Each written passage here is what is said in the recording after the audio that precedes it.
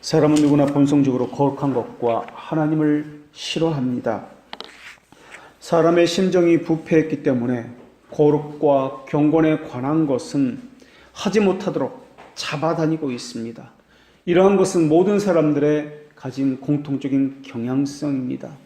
이것은 회심한 사람에게도 동일하게 나타납니다. 중생은 의지에 관한 것이기 때문에 지성과 감정은 여전히 부패한 상태로 있습니다. 아무리 의지가 변했다 할지라도 감정과 지성이 의지를 계속해서 붙잡아 끌고 있습니다. 여전히 오염된 상태로 있기 때문에 그렇습니다. 감정과 지성이 보니까 이제는 안 그랬는데 의지가 변했단 말입니다.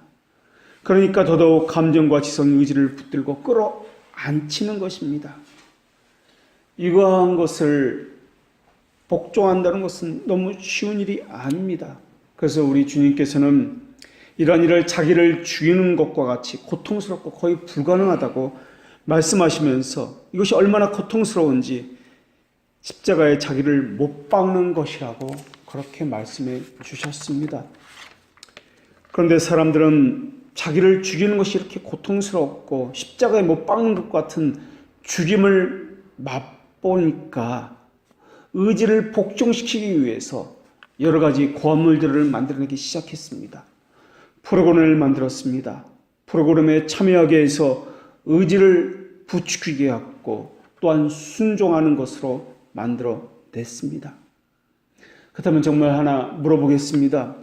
그렇게 의지를 부추기고 있다면, 그러한 프로그램에 참여하고 있다면 정말 믿음이 생기고 믿음이 강화되는 것입니까?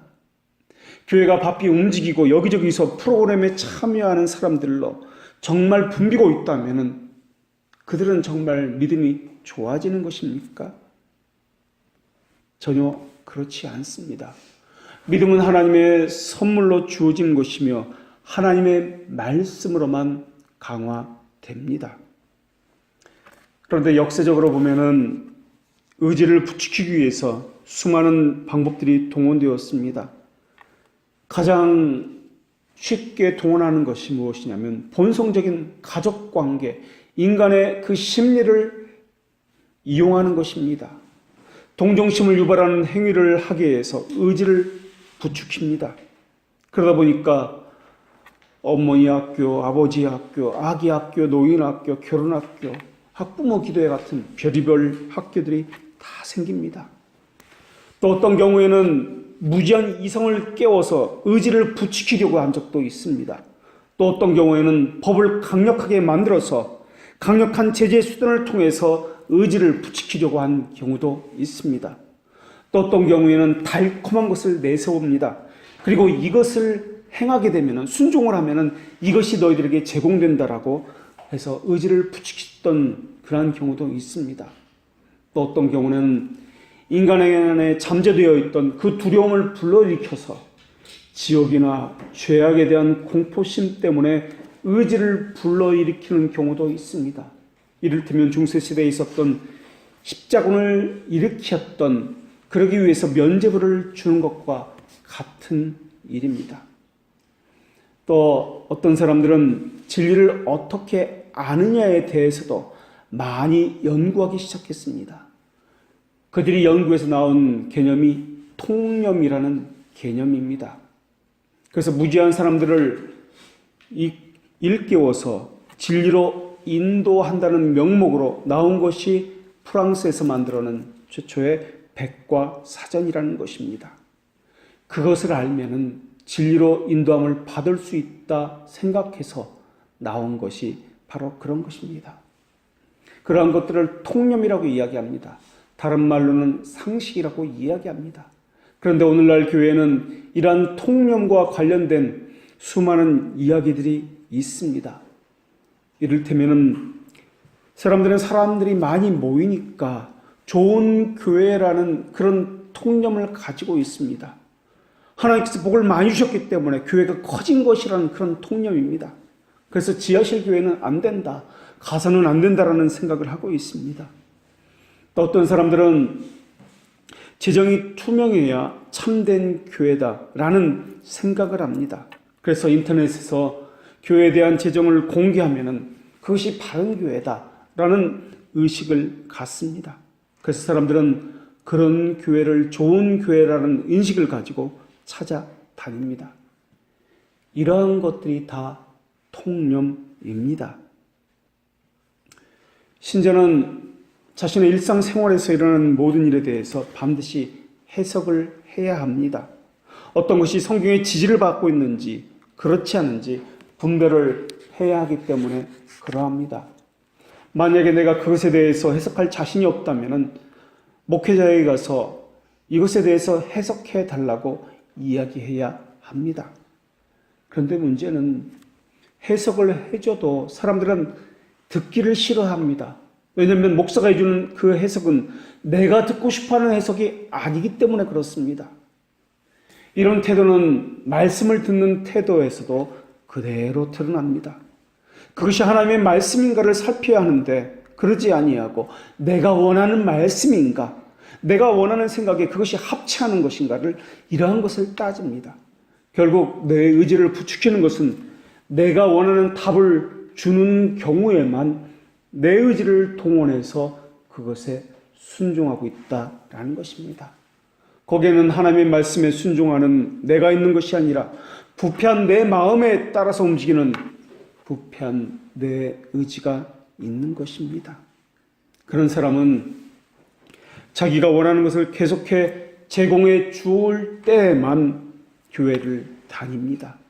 만약에 자기가 원하는 것을 계속 제공해 주지 않으면 언제든지 교회를 떠날 수 있다고 그들은 생각합니다.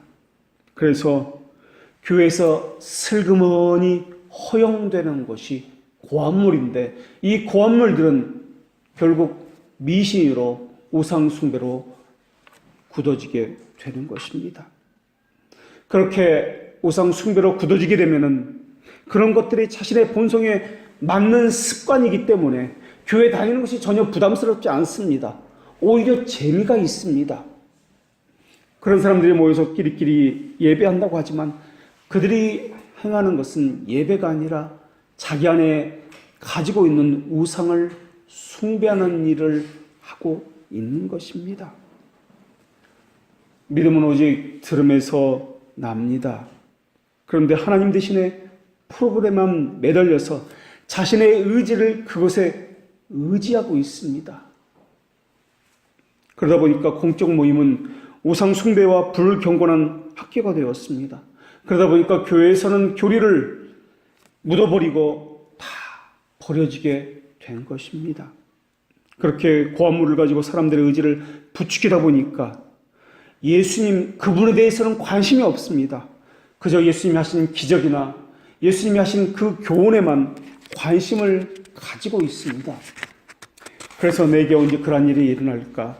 내가 어떻게 해야 그분을 본받아서 그분의 가르침대로 살 수 있을까? 이런 것에만 관심을 가지고 있습니다.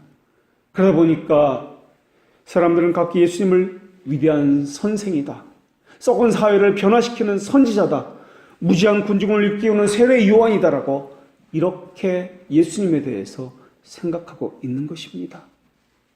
예수님이 제자들에게 질문을 하신 것처럼 이들은 예수님이 누구신지에 대해서는 전혀 관심이 없습니다. 그들은 그저 오병이어의 기적을 원할 뿐입니다. 그래서 그들은 하나님의 주권에 대해서도 관심이 없고 예정에 대해서도 관심이 없고 원죄에 대해서는 더더욱 말해서는 안 되는 것이라고 생각하고 있습니다. 예수 그리스도의 신성을 부인하는 것, 죄성을 부인하는 것, 인간의 윤리와 도덕적인 행위를 강조하는 것, 이것이 바로 자유주의의 특징입니다. 교회를 지탱하는 구원의 총체가 사라져 버렸을 때 교회는 필연적으로 세속화되고 넘어지게 되어 있습니다. 구원의 근거는 우리의 회개도 아니고 우리의 도덕적인 삶도 성화도 아닙니다. 회개의 근거는 자신의 구설적인 고백에 있는 것이 아니라 하나님께서 주시는 은혜야만 근거하고 있습니다. 생각나게 되고 깨닫게 하시고 돌이키게 하는 그 모든 일을 행하시는 분은 우리가 아니라 오직 하나님이십니다. 그런데 모든 것을 하나님께서 하신다라는 것이 우리가 알고 있는 것인데, 오늘 본문에서는 우리가 연약하다는 말씀으로부터 오늘 본문이 시작됩니다. 모든 것을 하나님이 주권적으로 행하시는데, 하나님의 은혜로 행하시는데, 그것이 인간의 연약함과 무슨 상관이 있단 말입니까? 인간이 연약하든 강하든 하나님의 행하신 능력과 그것이 무슨 상관이 있느냐 하는 것입니다. 또 이것을 듣는 사람들은 너의 육신이 연약함으로 라는 말을 어떻게 들었을까 하는 것입니다. 또 하나님은 이 말씀을 듣는 로마 교회 교인들에게 어떻게 이해하기를 원하셨을까 하는 것입니다. 우선 오늘 본문에서 사람의 예대로 말하노니 라는 말씀은 사람의 방법대로 너희의 이해를 돕기 위해서 예를 들어서 설명하니 라는 뜻을 가지고 있습니다. 그러면서 노예 시장의 예를 들어 설명합니다. 전에는 불법의 종이었는데 지금은 의의 종이 되었다라는 것입니다. 주인이 노예를 시장에 내다 팔면 주인이 언제든지 바뀔 수 있었습니다. 그런데 오늘 본문을 보니까 내가 주인을 선택할 수 있는 것처럼 여겨지게 하고 있습니다. 우리 보고 의의 종이 되라고 말씀하고 있습니다. 그런데 그 선택의 주권이 종에게 있는 것처럼 그렇게 보여주는 말씀을 하고 있다는 것입니다. 과연 종이 주인을 선택할 수 있습니까? 주인이 종을 선택하는 것 아닙니까? 그런데도 본문에서는 종이 자기 주인을 마음대로 선택할 수 있는 것처럼 말씀하고 있습니다. 그렇다면 다시 묻겠습니다. 의는 누구로부터 오는 것입니까? 칭의는 물론이고 회개는 어디로부터 오는 것입니까? 우리에게서 오는 것입니까? 하나님께서 오는 것입니까? 그렇다면 거룩은 또 어떻습니까? 모든 것이 하나님에게서만 기인하는 것 아닙니까? 그래서 우리는 그것을 은혜의 선물이다 라고 고백하고 있는 것 아닙니까? 은혜의 선물이라면 우리가 연약하든 강하든 그것은 전혀 상관이 없는 것 아닙니까? 은혜로 우리를 부르셨다는 것은 어느 시점에만 국한되는 것이 아닙니다. 은혜로라는 말은 은혜로서 은혜 안에 있도록 계속 지켜진다라는 의미입니다. 우리의 공로나 차질을 보지 않으신다는 의미입니다. 그러니까 우리의 연약함은 하나님에게 그리 문제가 되지 않는다는 뜻입니다. 그런데 오늘 본문을 보면은 우리가 연약하기 때문에 마치 하나님은 아무것도 할 수 없는 것처럼, 거룩함에 이르지 못하는 것처럼, 우리에게서 구원의 근거를 찾는 것처럼 그렇게 보여지고 있습니다. 하나님은 우리가 연약하기 때문에, 우리가 순종하지 않기 때문에 아무것도 할 수 없는 분이란 말입니까? 이것은 우리가 지금까지 배운 교리와는 너무나 어긋나는 말씀입니다. 우리는 이것을 어떻게 해석해야 하는 것입니까? 연약하다는 말의 의미는 우리는 아무것도 할 수 없습니다 라는 뜻입니다. 우리가 하나님을 사랑할 마음이 우리에겐 전혀 없다는 의미를 가지고 있으며, 하나님의 말씀에 순종할 의지가 우리에겐 전혀 없다는 말이며, 하나님을 알 수 있는 이해력이, 지식이 우리에겐 전혀 없다는 말이며, 결국 어떻게 하든 우리는 우리 스스로를 구원할 수 없다는 말입니다. 연약하다는 말은 조금 부족하다는 의미가 아닙니다. 조금 못하다는 의미가 아닙니다. 전혀 할 수 없다라는 의미입니다.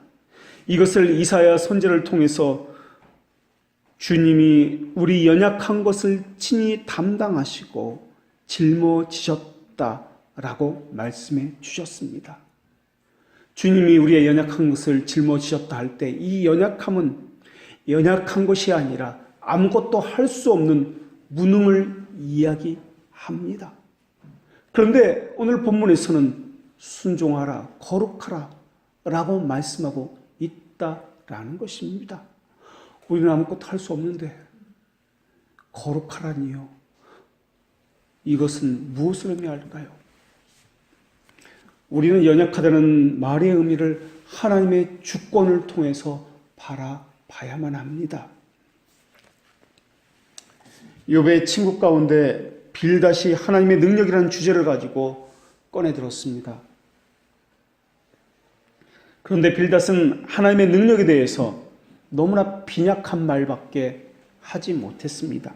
그래서 욥은 자신이 하나님의 능력을 모르는 자가 아니라는 것을 밝히면서 하나님을 알면 알수록 하나님의 어떠하심을 깨닫는다는 것을 고백을 합니다. 그러면서 욥은 몇 가지로 하나님의 능력을 장엄하다는 것을 고백을 하는데 가장 낮은 것으로부터 시작해서 하나님의 하나님됨을 고백합니다. 죽은 자들의 영들이 물밑에서 떨며 물에서 사는 것들도 그러하도다 라는 고백을 합니다. 그러면서 욥은 빌닷과 자신의 친구에게 질문을 합니다. 여러분은 땅과 물밑에 있는 죽은 자들을 어떻게 생각하십니까? 죽은 자들의 육체는 썩어서 흙이 됩니다. 그 흙은 땅의 거름이 되고 열매를 맺는 나무들에게 영양분을 주어서 그 나무로 하여금 싹을 틔우고 열매를 맺게 합니다. 열매를 맺은 곡식은 시간이 지나면 또한 죽어서 땅에 떨어져서 땅의 거름이 됩니다. 땅의 거름이 된 그것은 나무들에게 또 영양분을 줍니다. 그러면서 세월이 가고 세대가 지나가면서 이것이 죽고 살고 하는 것이 반복됩니다. 살아있는 것은 죽은 것들에게 생명을 받아서 생명을 유지합니다. 세월이 지나서 살아있는 것들도 죽어서 다른 것들의 생명을 살리는 일을 합니다. 죽어서 산 자들을 살리는 이런 이치에 대해서 여러분은 어떻게 생각하십니까? 여러분은 땅속 깊은 곳에 품고 있는 다양한 금속과 광물에 대해서는 어떻게 생각하십니까? 누가 땅속 깊은 곳에 광물을 숨겨 놓았습니까? 깊은 바닷속의 진주에 대해서 다양한 물고기와 그 풍성함에 대해서는 여러분은 어떻게 생각하십니까? 그 깊은 곳에 누가 생명을 주었단 말입니까? 종류별로 다양하고 풍성하게 누가 그곳에 그것들을 두었단 말입니까? 이 모든 것들은 하나님의 능력의 음성으로 창조하실 때 낳은 것들입니다. 그리고 그 다음에는 소중하게 다루시는 섭리를 통해서 번식이라는 방법으로 낳았던 것들입니다. 그런데 여러분은 하나님의 음성으로 그러한 것들을 낳았을 때 어떻게 낳았는지를 알고 계십니까? 보고 계십니까? 또 생각을 거기서 멈추지 말고 눈을 우주 끝까지 또 지옥까지 확장해서 생각해 보십시오. 여러분, 하나님께서 이 크고 무거운 땅덩이를 어떻게 허공에 매달았는지를 아십니까? 하나님께서 어떻게 물을 빽빽한 구름에 싸서 보관하는지 여러분 알고 계십니까? 물이 땅 위에 비로 쏟아지는 것도 하나님의 정하신 때가 아니면 내리지 않는다는 것을 여러분 알고 계십니까? 하나님께서 구름에게 언제 어떻게 명령하시는지 여러분은 알고 계십니까? 구름이 어떻게 얇은 천으로 그 비를 감싸고 있는지 여러분은 알고 계십니까? 하나님은 구름으로 보름달을 가리시고 구름으로 하늘을 덮으시는 분이기도 하십니다. 그래서 하나님은 하늘을 보좌라 부르고 계시며 땅을 하나님의 발판이라고 말씀하셨습니다. 구름은 태워버리는 해의 열기로부터 땅의 여린 식물들을 보호하라는 명령을 하나님으로부터 받았습니다. 하나님은 바람을 꾸짖기도 하시는 분이십니다. 하나님은 바다에게 명하여 육지를 침범하지 못하도록 경계를 정해 놓으신 분이기도 하십니다. 하나님은 바다에게만 그 경계를 정해 놓으신 것이 아닙니다.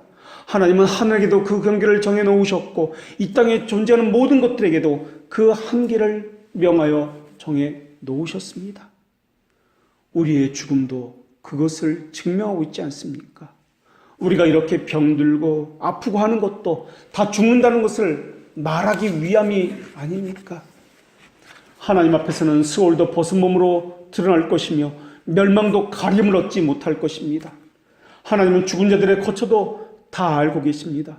바다의 깊은 곳은 물론이고 우주의 끝까지 다 알고 계시며 오고 오는 세대와 지옥에 관한 이들의 모든 심정과 심사까지도 속속들이 다 알고 계시는 분이십니다. 하나님이 꾸짖으시면 하늘은 떨고 땅이 꺼집니다. 하나님이 명하시면 대기와 땅속의 결합이 흔들리고 요동을 칩니다.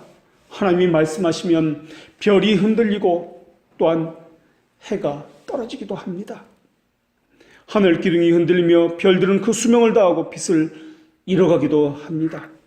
하나님은 명철로 교만한 자를 치시며 왕을 세우기도 하시고 왕을 패하기도 하시는 분이십니다. 그런 전지와 전능을 가지신 하나님께서 사람을 거룩하게 빚어가는 것을, 그것은 어찌 문제가 된단 말입니까? 말씀으로도 모든 것을 행하실 분이 사람 하나를 거룩하게 말씀만으로 변하게 하실 수 없단 말입니까? 그런 분이 오늘 본문을 통해서 하신 말씀이 거룩함에 이르라 라는 말씀이었습니다. 왜 거룩하라가 아니라 거룩함에 이르라라고 말씀하셨을까요? 왜 당장에 거룩해져라 라고 명령하지 아니하시고 거룩함에 이르라라고 말씀하셨을까요? 하나님은 다른 성경에서도 당장에 장성한 분량이 되거라 라고 말씀하지 않으셨습니다. 그리스도의 장성한 분량이 충만한 데까지 이르라 라고 말씀해 주셨습니다. 당장의 말씀만으로 모든 것을 이루실 수 있는 분이 앞으로 서서히 이루어지리라, 이루라 라는 식으로 말씀하셨느냐 하는 것입니다. 과연 하나님의 능력이 없어서일까요? 사람이 순종하지 않으면 하나님은 행할 수 없기 때문에 그런 것인가요? 아니면 하나님은 짓궂으셔서 우리가 죄에 빠져서 절망하고 허덕이는 것을 보고 싶으셔야, 그래야 직성이 풀리셔서 그런 것일까요? 우리는 때로는 차라리 죄를 지키기보다는 하나님의 명령에만 따르고 순종하는 인형이나 꼭두각시나 기계가 되고 싶다는 심정을 토로할 때가 있습니다. 마르타가 되고 싶습니다. 차라리 강시가 되고 싶습니다. 인격 같은 거 없어도 좋으니까는 당장이라도 하나님의 말씀에만 순종할 수 있다면 참 좋겠습니다.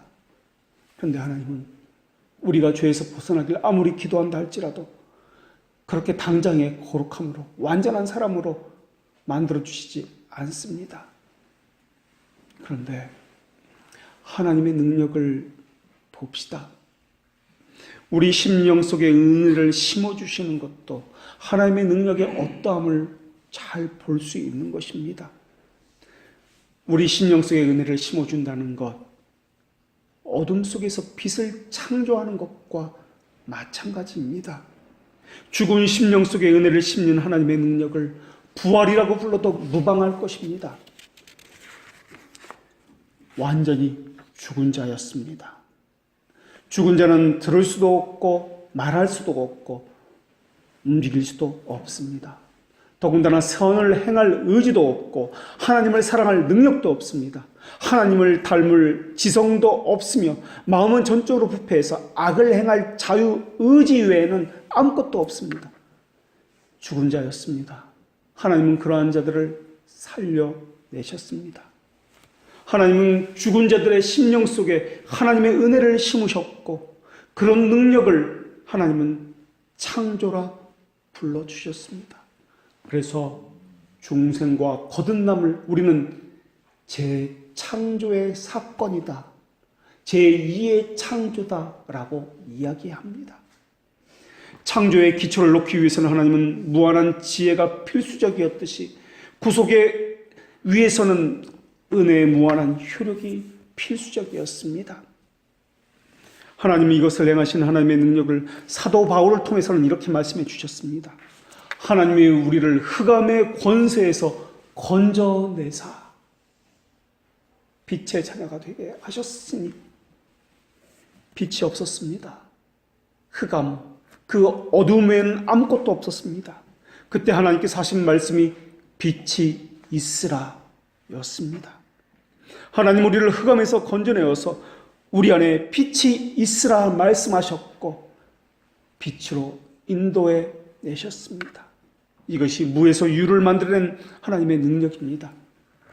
사실 회심은 아무것도 없는 것에서 있는 것을 만들어내는 것보다 더 어려운 일일지도 모르겠습니다. 차라리 아무것도 없는 상태에서 창조물을 만들어내는 것이 더 쉬울지도 모르겠습니다. 죄와 의, 불법과 계명, 타락과 은혜 사이의 거리는 무와 존재 사이의 거리보다 더 멉니다. 거리가 먼 것뿐만 아니라 그것에 더해서 반항을 합니다. 적대적으로 강력하게 거부를 합니다. 차라리 거부나 반항이 없다면 더 쉬웠을 것입니다. 그런데 적대적입니다. 항거를 합니다.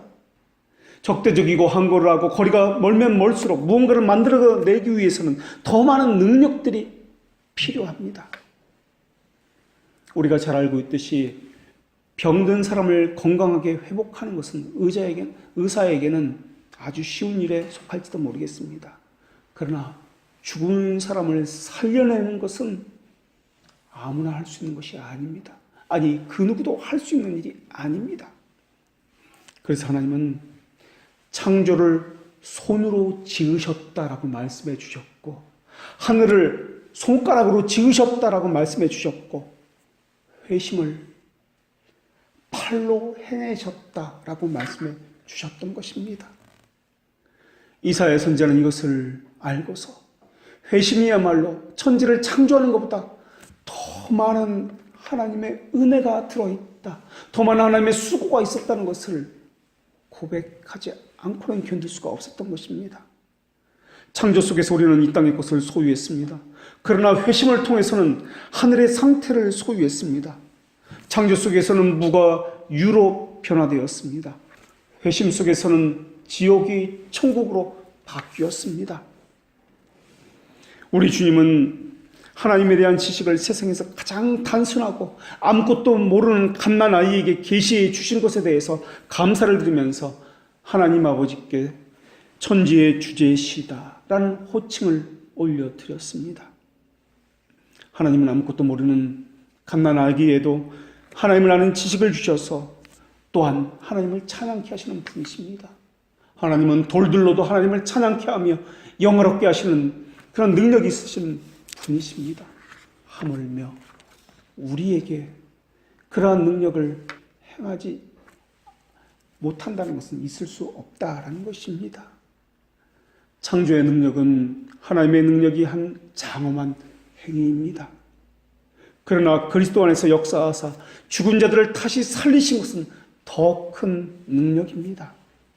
심령 속에 은혜를 심어주는 이 능력은 무지한 인간뿐만 아니라 가장 영적이고 가장 하나님에서 많은 것을 알고 있다는 천사들에게까지도 놀라움과 경외의 대상이 되었습니다. 천사들도 알고 싶어 했던 것이 바로 이 구속에 대한 지식이었습니다. 그래서 성경에서는 죽은 자가 살아나게 하신 부활의 능력을 심히 큰 능력이라고 이야기하며 신기한 능력이라고, 또한 베드로 사도는 그렇게 하나님께서 고백하게 만들어 주셨습니다. 이 위대한 사역에 사용할 복음은 구원을 주시는 하나님의 능력이라고도 불렸습니다. 또 주의 권능의 규라고도 고백되어 졌습니다. 또 복음이 우리 마음에 나타난 그 날을 성경에서는 주의 권능의 날이다 라고 그렇게 말씀해 주셨습니다. 모든 본성적인 인간은 완강한 마음과 굳은 목을 가지고 있습니다. 선을 행하려 하지 않습니다. 악을 향해 달려가려는 성향 외에는 가진 것이 없습니다. 그런데 하나님은 이 완강을 깨뜨려 주셨습니다. 강력한 요새들을 무너뜨려 주셨습니다. 난폭한 본성으로 불타오르는 본성들을 물리쳐 주셨습니다. 바다의 물결을 막는 것보다 오히려 마음의 물결을 돌이키는 것이 더 강력한 능력입니다. 인류 역사상 자발적으로 회심한 사람은 단 한 사람도 없었습니다. 자발적으로 하나님께 순종하겠다고 섬기겠다고 자원한 사람도 단 한 사람도 없었습니다. 그런데 하나님의 능력은 사람의 영혼 속에 뿌리박고 있는 수많은 부패한 습관을 거슬려서 역사했습니다. 하나님을 향해서 대적하고 항거하는 그것들을 거슬려서 역사에 주셨습니다. 그래서 그들이 무너졌습니다. 그래서 그들은 하나님께 자발적으로 섬기기를 기뻐함으로 자원하였습니다. 스스로 종이 되겠다고 자처했습니다. 병은 오래되었을 때보다, 깊어졌을 때보다 초기에 치료하는 것은 아주 쉽습니다. 그러나 질병이 아주 깊어져서 아무도 고치지 못했을 때 그것을 고치는 의사가 있다면 그런 의사야말로 최고의 의사라고 존경을 받게 될 것입니다.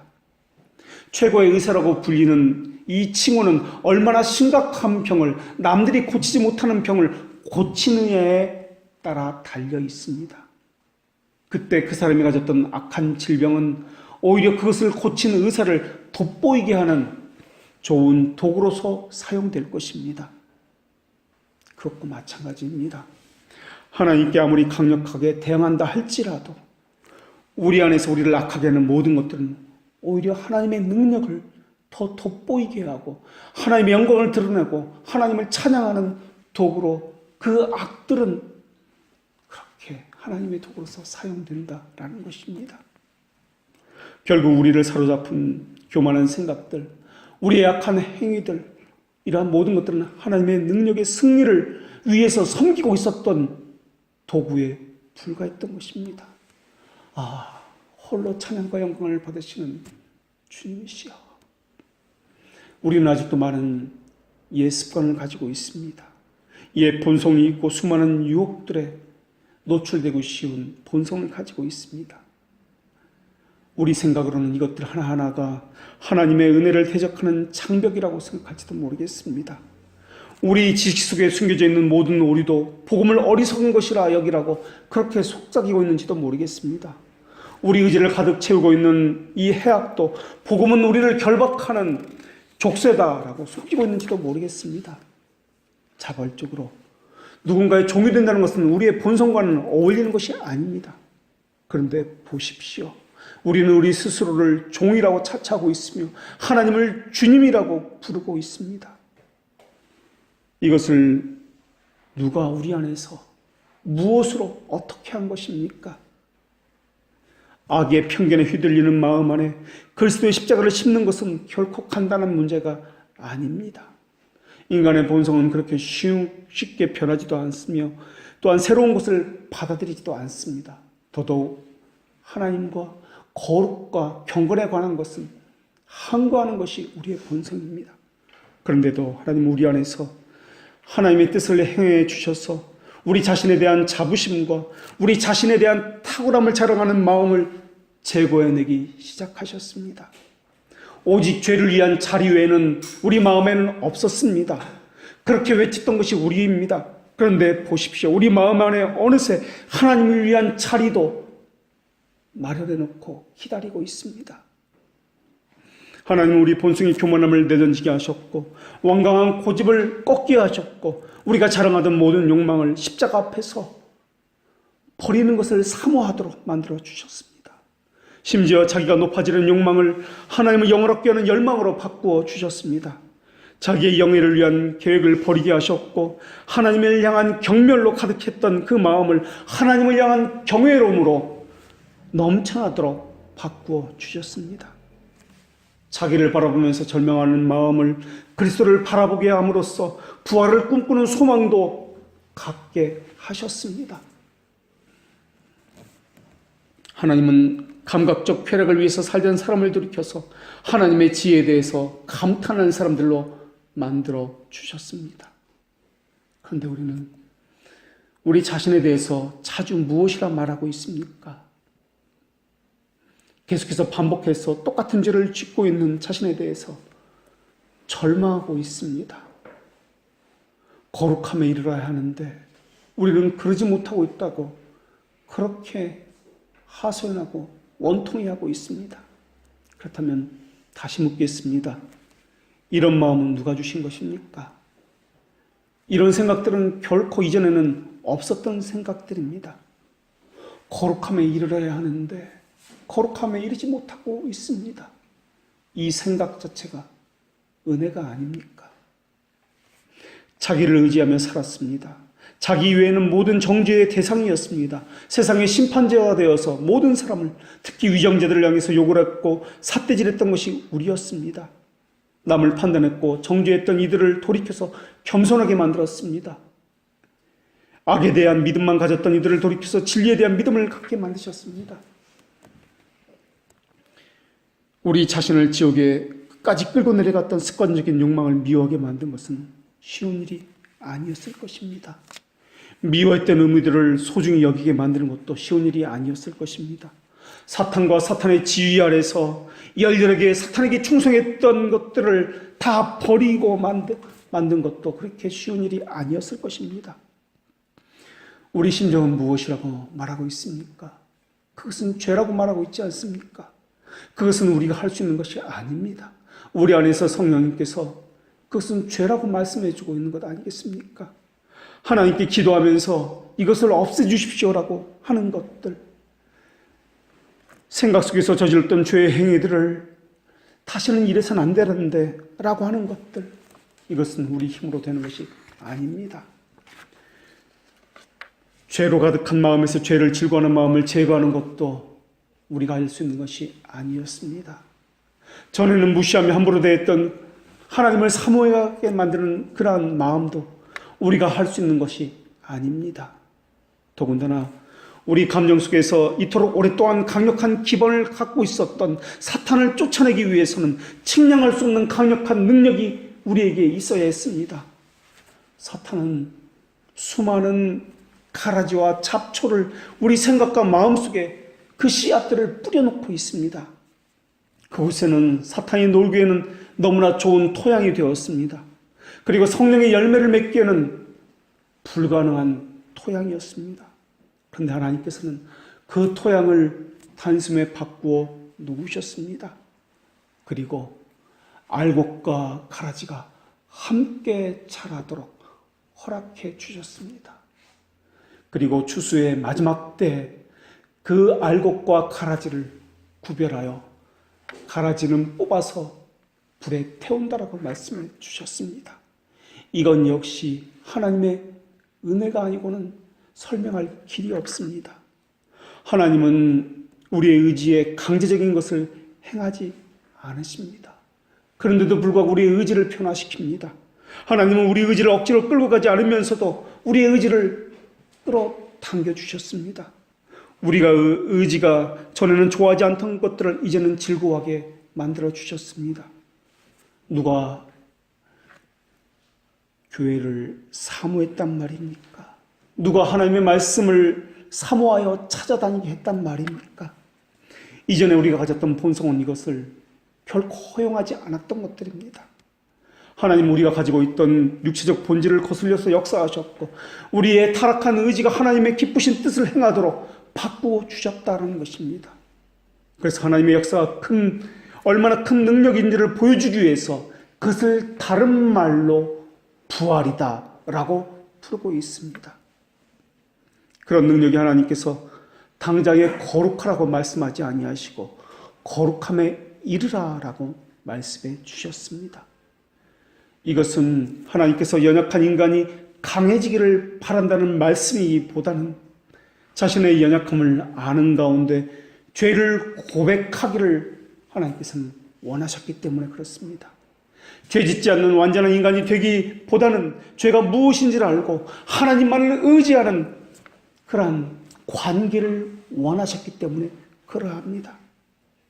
거룩함에 이르신다는 말씀은 하나님께서 오래 참으시겠다는 말씀입니다. 하나님께서 기다려 주시겠다라는 말씀입니다. 악인도 돌이키기를 기다려 주신다는 것이 이 안에 담겨 있습니다. 또한 하나님께서는 억지로 하지 않겠다는 뜻입니다. 자발적으로 자기를 쳐서 복종할 때까지 참고 기다리시고 가르쳐 주시고 하나님이 누구신지 계속해서 알려주시고 가르쳐 주시겠다라는 뜻입니다. 마치 자녀에게 그 부모가 인내하고 또 인내하고 양육하듯이 말입니다. 하나님은 자비로우신 하나님임을, 은혜의 하나님임을, 우리의 아버지이심을 우리 심정에 각인해 주시겠다라는 것입니다. 그래서 마침내 거룩함에 이르도록 해 주시겠다라는 언약의 말씀이 이 안에 들어있다라는 것입니다. 하나님 우리를 용서하시는 것은 우리가 죄를 용서해달라고 기도했기 때문이 아닙니다. 오직 하나님의 자비하심만이 모든 것에 근거가 됩니다. 그래서 의롭게 되었다는 칭의는 죄를 안 짓는다는 말이 아니라 하나님과의 관계가 정상적으로 화해되었다, 회복되었다, 화목하게 되었다라는 의미입니다. 결국 오늘 본문에서 말씀하시는 너희 지체를 의에게 종으로 들여서 거룩함에 이르라는 이 말씀은 하나님과의 정상적인 관계 속에서 살아가라라는 뜻입니다. 하나님은 창조주십니다. 그리고 우리는 피조물입니다. 창조주라는 것, 이것은 우리는 하나님만을 의지할 수밖에 없다라는 의미입니다. 더군다나 하나님은 구속주이십니다. 우리를 구원하여 은혜 가운데 어둠에서 빛으로 인도해 주신 분이십니다. 하나님과의 정상적인 관계 속에서 보니까 하나님의 거룩이 본성적으로 죄를 싫어하기 때문에 나도 죄를 싫어하게 되는 것입니다. 물론 인간은 연약해서 스스로 의를 행할 수 없습니다. 항상 자신을 불법에 들이는 데만 관심이 있습니다. 거기다 자유를 빼앗긴 의지는 필연적으로 악에게 끌려다니게 되어 있습니다. 사실 엄밀하게 말하면 인간은 자발적으로 부패했기 때문에 죄들에게 강요당하지는 않습니다. 오히려 그 죄를 자신이 선택하고 있을 뿐입니다. 인간은 헛된 자기 열정에 의해서 편협한 마음으로 죄에 대해서는 자발적입니다. 그러나 기억하십시오. 죄가 더한 곳에 은혜가 더욱 넘쳤습니다. 주께서는 우리를 향해 은혜를 사용하시면 은혜는 우리의 궁핍을 즉각적으로 깨닫게 해줍니다.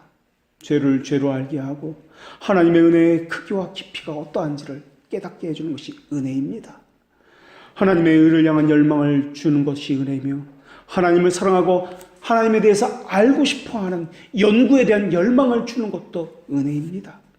은혜는 우리의 심정을 의로 바꿔주시고 훈련시키시고 인도하셔서 우리 안에서 착한 일을 시작하시는 분이 예수 그리스도의 날까지 그 일을 끊이지 않고 행한다는 것을 또한 알려주고 있습니다. 이것은 우리의 의지가 변해서 강해진다는 뜻이 아닙니다. 다만 하나님의 은혜가 크셔서 하나님께서 이 모든 것을 이루시는데도 불구하고 우리가 이 모든 것을 이룬 것처럼 그렇게 보이게 해 주신다는 의미입니다. 거룩하라고 명령하신 것도 바로 그런 이유 때문에 그러합니다. 거룩은 구원의 근거가 아닙니다. 그러나 거룩함으로 구원의 확신을 가지게 되었다는 의미를 가지고 있습니다. 그래서 하나님의 자녀로 칭의를 받았다 할지라도 그 삶의 거룩함이 없으면 칭의에 대한 확신이 약해지기 때문에 죄에게 쉽게 넘어질 수밖에 없는 것입니다. 그래서 하나님은 하나님을 위해서가 아니라 우리 자신을 위해서 거룩하라라고 말씀해 주신 것입니다. 이론상으로는 우리에게 거룩이 없어도 구원받을 수 있습니다. 또 이 땅에서는 완전한 거룩이란 있을 수도 없습니다. 그런데도 불구하고 하나님께서 거룩하라고 말씀하셨습니다. 이 이야기는 하나님만을 의지하라, 하나님만을 바라보라는 뜻입니다. 자기를 의지하지 말라는 뜻입니다. 또 하나 우리가 명심해야 할 것은 하나님께서는 우리가 하나님의 자녀라는 것을 말씀을 보내주셔서 기억나게 하시고 깨닫게 하시고 그것을 계속 말씀을 통해서 확인하게 하십니다. 그래서 하나님의 자녀는 하나님의 말씀을 듣습니다. 또 그 말씀을 사모하며 듣기를 청하며 말씀 앞에 나옵니다. 그리고 그 말씀 안에 담겨있는 그 언약 속에서 하나님의 어떠하심을 발견하게 됩니다. 하나님의 어떠하심을 발견할 때는 반드시 나와 하나님은 어떤 관계인가를 동시에 발견하게 됩니다. 그래서 하나님은 하나님의 자녀에게 말씀을 보내셔서 그 말씀을 통해서 하나님의 자녀라는 사실을 언약을 통해서 깨우치게 하십니다. 그러면서 하나님께서 죄를 충만한 내 자신에게 어떠한 일을 행하시는지를 깨닫게 해 주십니다. 우리는 하나님의 은혜의 영향으로 하나님의 사랑의 수고를 먹고 마실 뿐입니다. 그래서 머리로만 가진 믿음이 아니라 삶에서 체험하여 가진 믿음을 갖게 됩니다. 그래서 믿음을 지식이라고 우리는 고백하고 있습니다. 삶에서 얻은 하나님에 대한 지식은 우리를 거룩한 삶으로 또한 인도해 갑니다. 결국 거룩한 삶을 산다는 것은 하나님을 아버지임을 아는 지식에서 나오는 은혜로부터 비롯되는 것입니다.